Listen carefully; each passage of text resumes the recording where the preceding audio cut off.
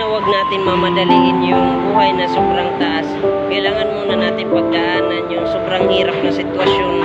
Kailangan muna natin mapuyat, kailangan muna natin magutom, kailangan muna natin pagpawisan, kailangan muna natin masugatan bago natin makuha yung success na gusto natin marating balang araw.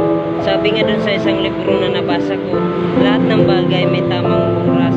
Kahit gaano pa kahirap yung sitwasyon natin ngayon, kahit gaano pa kagulo yung mundo natin ngayon, wag natin susubukan yung mga pangarap natin sa buhay.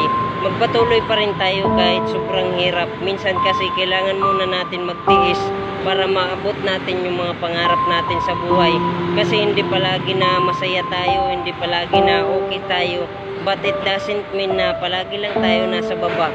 Magtiwala lang tayo sa proseso kasi lahat ng mga sacrifices natin sa buhay, magbubunga din yan balang araw. Lagi natin yan tatandaan.